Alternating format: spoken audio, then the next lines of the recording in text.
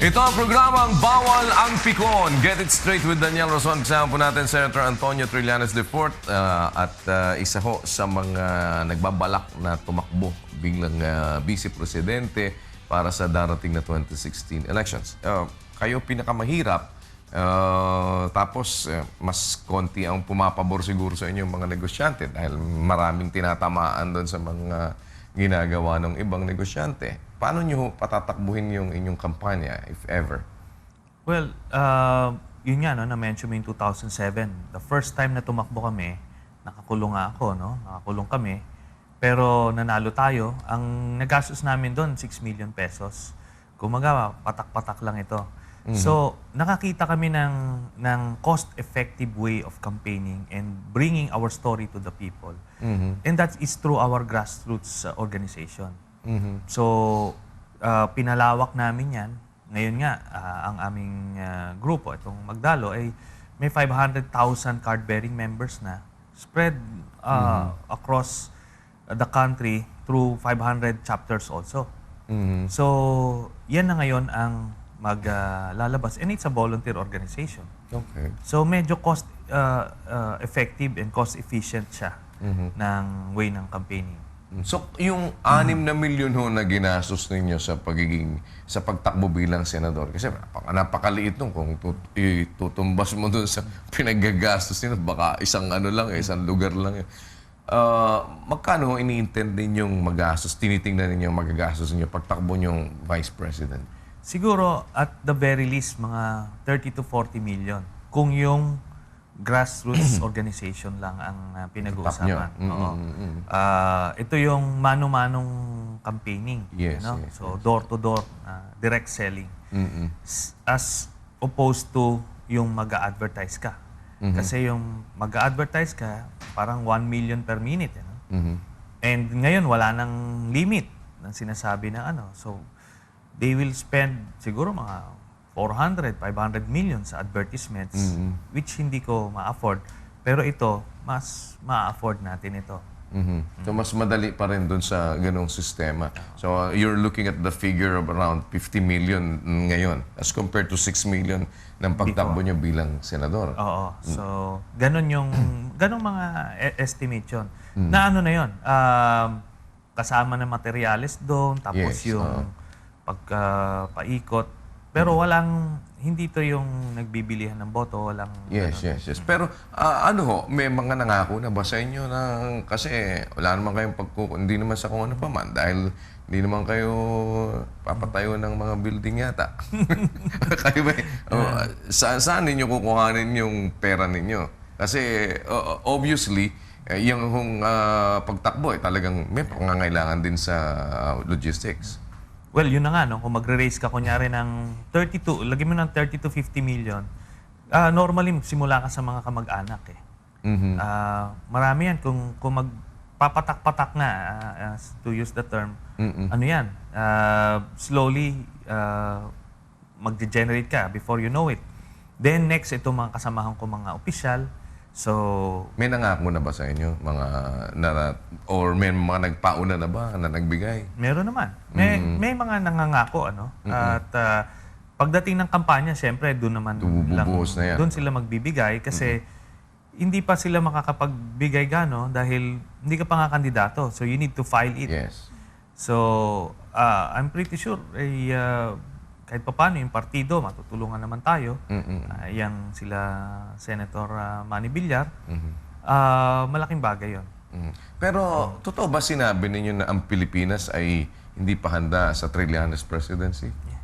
Hindi ho sa ganung context na ano? Ibang konteksto. Okay, na, please. When we went around just to get the pulse of the people, ang kanila lahat parang, sir, takbo kayo ng Vice President. They will volunteer that information. Kumbaga, they see in me that that role or that position. Hindi parang siguro nakikita nila bata ako, bata pa ako, bata itsura ko, parang ito yung ano mo. Dito ka lang muna. Oo. Sila yung ating konstituente. Okay. Hindi ko pwedeng sasabihin, hindi, ganitong gusto ko. Sila dapat ang bibigyan ng halaga yung kanilang pagpulso. So it rooted out from the pulse ng mga taong nakakausap ninyo na kaya ninyo nasabi na hindi pa siguro handa ang Pilipinas sa Trillanes presidency. So hindi dahil sa parang hindi nyo pa kaya style ko, hindi ganon. Hindi ho ganun. Kasi ang lumalabas ibang anggulo eh. Ewan ko, I suppose na nakita ninyo, no? Mga spin na lang po yan, mga Yes. kalaban natin sa politika. Pero before we decided kung anong posisyon, talagang actively, yun nga yung aming organisasyon, talagang pinapulso namin. So, ganun ang bumalik. O di, Na dito lang gusto tayo. nila kayo as vice president. As Vice President. Kasi it doesn't make a sense to me na sasabihin ninyo na hindi pa handa ang Pilipino for Trillanes presidency while you are inspiring to be the vice president, di ba? Para you're aspiring to be the vice president. Alam naman natin whatever happens to the president, kung vice president kayo magiging presidente, di ba? So dapat ready sila sa Trillanes presidency. So, kasama yon kung iahalal nila tayo, Yes, kasama sa package yon, so to speak. So, ganun yung konteksto nun. Pero ano ba ang tinitignan ninyo kung kayo maging presidente? Ano bang tinitignan ninyong gawin na sa palagay niyo relevant na hindi pa nagagawa? Kasi parang lahat na ng pangako, pinangako na ng mga nagpe-presidente. Well, ang pwede nating mai-volunteer ay pwede tayong mamuno ng isang anti-corruption body na kung saan lahat ng mga, let's say, internal affairs ng PNP, Inspector General ng AFP, other internal ombudsmen of the different agencies, ay mailalagay mo sa isang ahensya na pwede siyang mag-imbestiga. Moto proprio. Kasi ngayon walang ganong body sa ating gobyerno. Merong ganyan sa Singapore, kaya nila nasugpo yung corruption eh. Meron din silang ganon sa Hong Kong.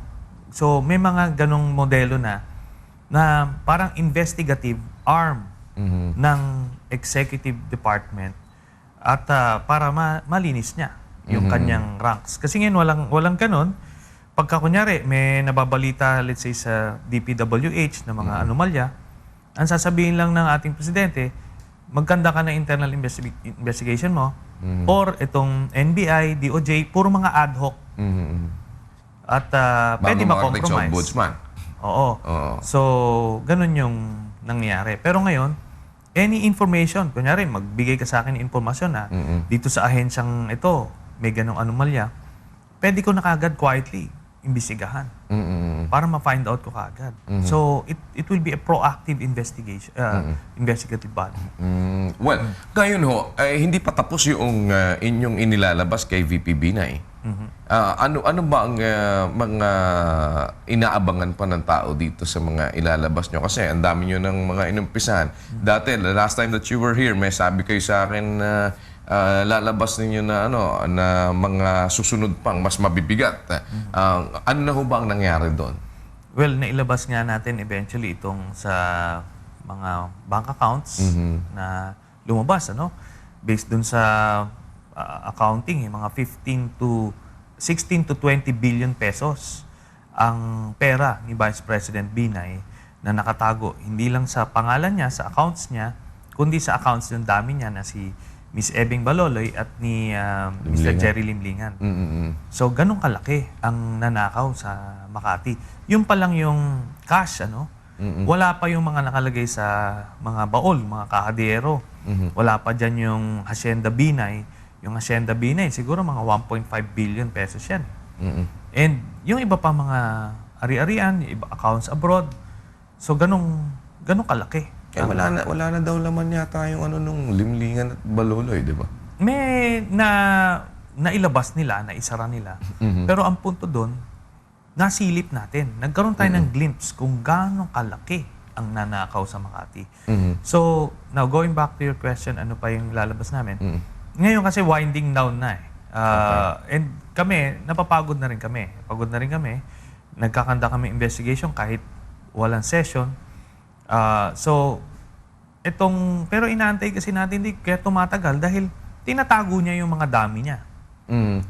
Lahat yan. Si Jerry Limlingan, Ebing Baloloy, Erlinda Chong, si Laureano Gregorio, si Jack Arroyo. So, itong mga ito yung mga dami niya eh. Pero, kaya hindi lumalabas. So what do we do now? Kasi kung sabi ng immigration, hindi pa lumalabas sa kanila. Although of course, hindi nila dinidiscount yung possibility na nag-backdoor. Kung hindi na ho lalabas yan, how do we conclude with all of these things? Wala pa ba kayong planong i-close na ito at mag-focus na on other matters? Ganito, no? Lahat po ng mga issue nilalabas, yung Makati Science High School building, yung parking building, kung ano-anong mga issue, binibigay namin sa ombudsman lahat ng ebidensya para gumagalaw yung kanilang investigasyon. So, kumbaga, hindi kami unduly nagde-delay ng anything. Kasi gumugulong ho, kaya nga nasuspend na si Mayor Junjun Binay. So, ando doon na yon. Pagka eventually na isampa ito sa Sandigan Bayan at mag-issue na ng warrant of arrest, lalong liliit ang mundo nitong mga tao nito. Makakancel yung kanilang mga passport and warrant of arrest na. So, pwede na silang masubject sa international manhunt. So, ngayon ho, anong time frame ninyo na tinitingnan para tapos na tong kay Vice President Binay? O extend nyo pa to hanggang election election time? Hopefully next month matapos na to. Okay. Hopefully. Gusto na nating matapos ito. At anyway, malapit na rin naman na matapos yung preliminary investigation ng Ombudsman. So, magko-coincide lang siguro. Ano yung nangyari ho doon sa sinabi nyo na tetestigo doon sa lagayan dyan sa Court of Appeals? Well, dyan yun. Na-file natin yung resolution sa committee ni Senator Coco Pimentel. At kung ready na siya to conduct the hearing, we will bring out kung ano yung hawak po natin. So ito na yung mga sunod-sunod na lalabas na naman? Nasa sa committee po yan. Kung kailan meron ba kayo pang tinitig ng mas malaki pang papuputukin? Kasi parang hindi pa yata dun sa full blown wala pa yata yung pinaka-climax. Meron pa bang are you still saving the best for last?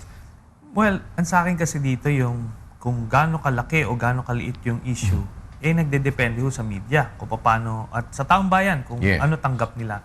So kami naman, naglalabas lang kami ng ganito issue. Pag nakita ng grabe yan.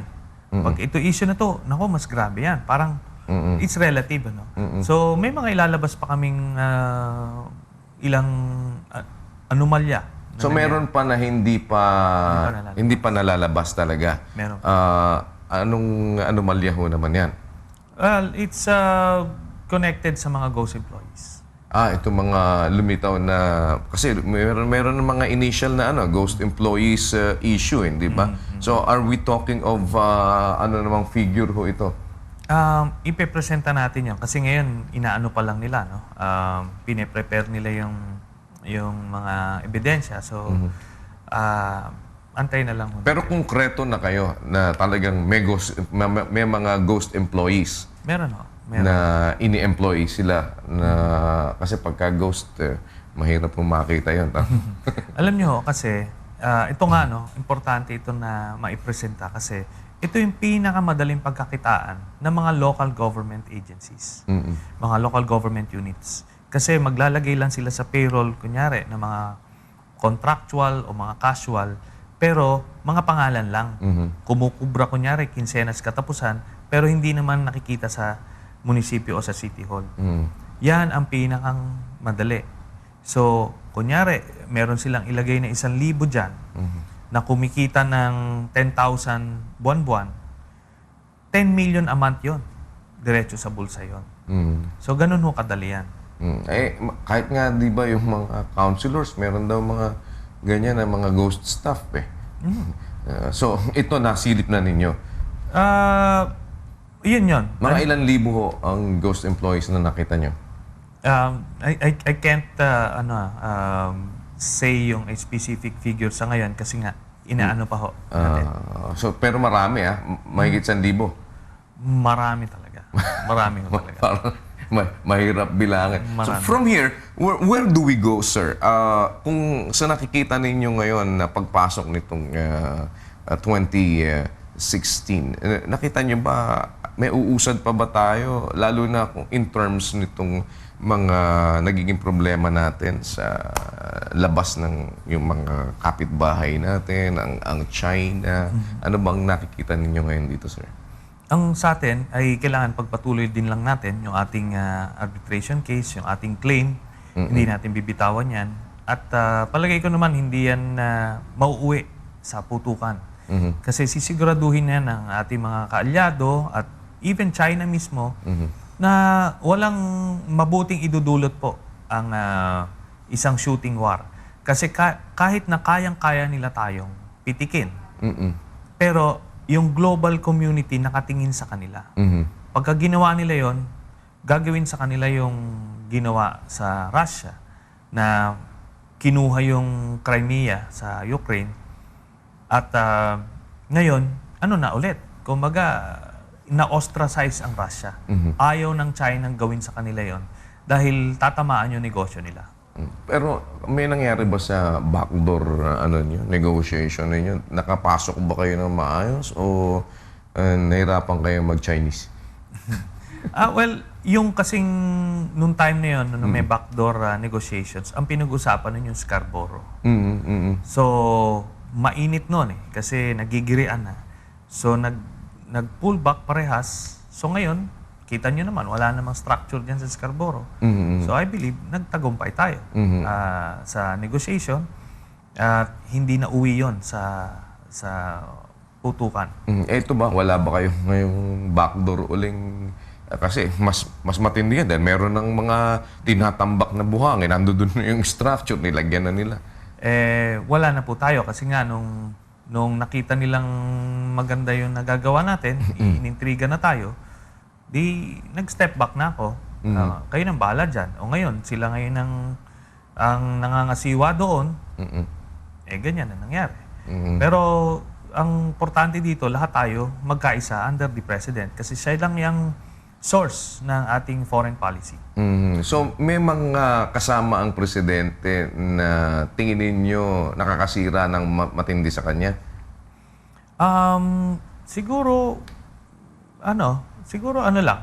Ganyan yung naging resulta Hindi natin pwede kasi sabihin na naging maganda. Kasi bakit nangyari yan? Bakit umabot tayo sa ganyan? Kung maganda yung diskarte nyo. So, pero andyan na yan, wala tayong magagawa but to support the President. So how do we intend to support the President? At sa tingin nyo, pinakamagandang gawin ngayon dyan para at least siguro para agapan na yung maaaring maging later on irreparable damage kung sakali? Wala na, irreparable na. Kasi yan, hindi mo na pwedeng sabihin na, sige, itapon natin ulit yung mga buhangin sa dagat. Okay. Andyan na yan. It's now mini islands. So it's now the new reality, the new normal, and the whole ASEAN region will have to adjust to that. And sa ngayon, talagang hopefully ay maging paborable sa atin yung arbitration case. Parang yun na lang yung last card natin kung ano maging resulta sa arbitration case. Pero kung halimbawang maglabas ng resulta sa arbitration case at magmatigas pa rin ang China, which, di ba, parang ganun yung katakbo ng isip nila, what happens? Ano yun? Kumaga, talagang aasa na lang tayo dun sa ating strategic alliances. And ito kasi, yung kaso doon, ang sinasabi natin noon, itong mga underwater na formations ay part ng ating EEC. Ang problema ngayon, hindi na underwater ginawa ng isla. So, magiging problematic yan sa arbitration committee kasi nagbago na ang facts on the ground. Parang kasama ba to? Covered ba to ng dapat namin desisyonan? Or sasabihin na nila ngayon, mukhang ito ang magiging deciding factor para sabihin namin wala sa jurisdiction namin to. Maari. Yun ang malaking problema natin. Kasi nung pinag-uusapan to, nung final yan, yung case na yan, underwater pa yung formations. May structure lang yung mga Chinese dyan. Kasi liliwanagin ko lang Daniel. Itong mga nire-reclaim na isla ng China, hindi ito mga sinakop. Dati na silang may structure dyan.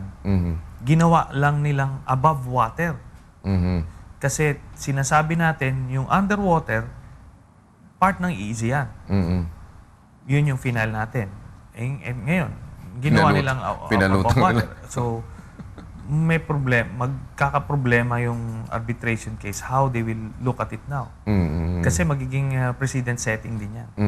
Well, before I let you go, sir, kumusta ang ninyo sa BBL? Well, yung sa BBL, sinasabi natin, yung forma na ibinibigay sa atin na pinapa-aproban, talagang hindi katanggap-tanggap.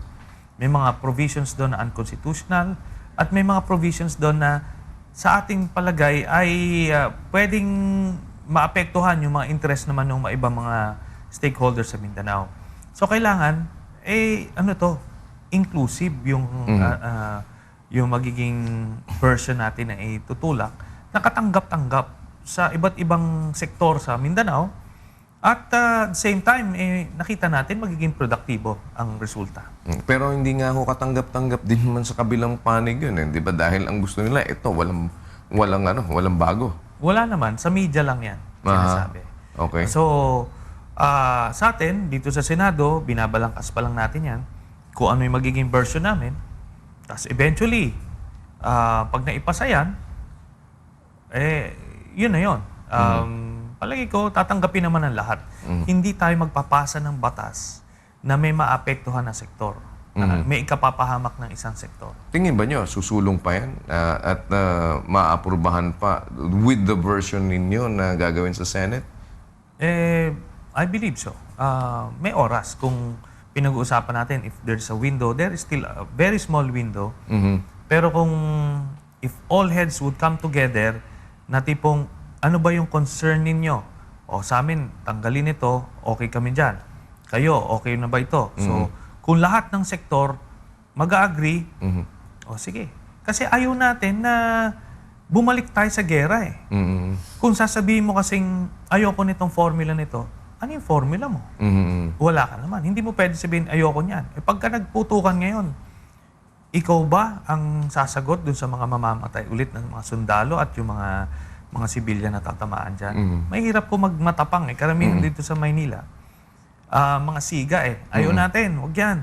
Pero hindi naman tayo nandoon sa Mindanao. Hindi tayo yung tatamaan, hindi tayo yung mga sundalo o pamilya ng sundalo na mapapahamak doon. Kaya kailangan, rin tayo, hinay-hinay din. Bigyan natin ng pagkakataon yung kapayapaan, pero hindi dito sa forma na itinutulak sa atin. Honestly, tingin ba nyo nagkalagayan sa Congress? Sa ano? Din sa pagpasa ng BBL? Kasi siguro naman, di naman kaila sa inyo yung umugong na balita na yun. Anong basa niyo dyan? I mean, you're very blunt in actually saying your thoughts on different matters, di ba? Well, it wouldn't be fair. It wouldn't be fair. Maaring nagkakaintindihan tayo Daniel kung but to actually say it wouldn't be fair to anyone at ma-generalize. Diba? Well, at least sinabi na rin ninyo. Pero sa inyo ba, wala bang alokan dun sa Senate? Kasi dalawang stage yan di ba? Iba kasi talaga sa Senado. Senate. Kasi ang tinitignan mo talaga yung national constituency mo. Yes, Kasi kahit tumanggap ka magkano dyan, in fact, nangyari na yan nung panahon ni GMA. May mga senador na tumanggap, pero ikinatalo pa rin nila ng eleksyon. So kahit 100 million yan, tas eventually gagamitin mo rin sa kampanya, 300 million, talo ka pa. It won't make sense to get that 100 million. Pero may gumagapang din. Wala naman. Dito sa panahon ni President Aquino, wala. So Congress lang. Maraming salamat, sir. And Thank you. good luck po sa inyo. At baka meron kayong gustong sabihin sa mga mamamayan na nanonood ngayon na dapat na mag-stick sa isip nila bakit kayo ay dapat na maging vice presidente sa 2016. Well, sa akin po, no, darating ang panahon na ipipresent ko po yung aking sarili, so aking mga nagawa, yung aking kakayanan, at yung mga planong gagawin. At ipapaubaya ko po sa kanila ang pagdesisyon.